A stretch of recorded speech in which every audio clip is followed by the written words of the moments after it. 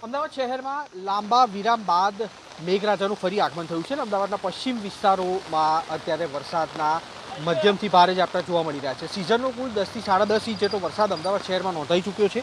આ તરફ ઉત્તર ગુજરાત, દક્ષિણ ગુજરાત, સૌરાષ્ટ્ર અને કચ્છમાં મેઘરાજાએ સમગ્ર પંથકને ગમરોળ્યા બાદ અમદાવાદ શહેરમાં બપોર બાદ વાતાવરણમાં પલટો જોવા મળ્યો હતો. આજે દ્રશ્યો અમદાવાદના સરદાર પટેલ સ્ટેડિયમ વોર્ડના કે જ્યાં આગળ મન મૂકીને મેઘરાજા વરસી રહ્યા છે.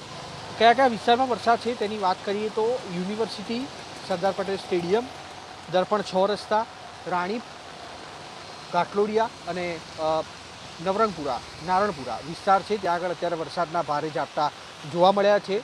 5 દિવસ સુધી હવામાન વિભાગે યલો એલર્ટની આગાહી કરી હતી, પણ અમદાવાદ શહેરમાં નાગરિકો બફારાથી ત્રસ્ત હતા. વરસાદ જેટલો જોઈએ તેટલો ન મળતો હતો તેની આશા હતી અને તેની વચ્ચે અત્યારે અલગ અલગ સ્થળો પર વરસાદનું આગમન થયું છે. જોકે વાહન ચાલકો માટે જળભરાવ પણ એટલી ચિંતાનો વિષય છે, કારણ કે અમદાવાદ શહેરમાં સામાન્ય પરિસ્થિતિમાં પણ સામાન્ય વરસાદમાં પણ જે પરિસ્થિતિ થતી હોય છે તેનાથી વાહન ચાલકોને, નાગરિકોને ભારે હાલાકી પડતી હોય છે અને તેના જ કારણે થઈને અમદાવાદ શહેરમાં જળભરાવની પરિસ્થિતિ પણ અમદાવાદ શહેરના નાગરિકો માટે મુશ્કેલી સમાન સાબિત થતી હોય છે. હાલ અમદાવાદ શહેરમાં 1.5 ઇંચ વરસાદ નોંધાયો છે, મુખ્યત્વે પશ્ચિમ, ઉત્તર પશ્ચિમ અને દક્ષિણ પશ્ચિમ ઝોનમાં, અને સાંજ સુધી વરસાદનું આ પ્રકારનું જોર રહ્યું તો શક્યતા છે કે અમદાવાદ શહેરમાં એક સાથે 3 થી 4 ઇંચ વરસાદ પણ પડી શકે છે.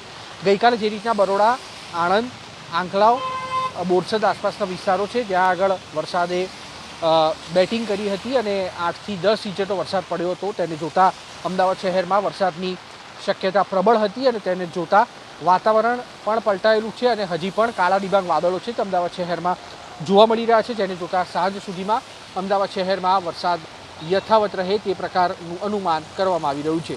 કેમેરામેન સંજય ચાદો સાથે કુશાંત સોની, એબીપી અસ્મિતા, અમદાવાદ.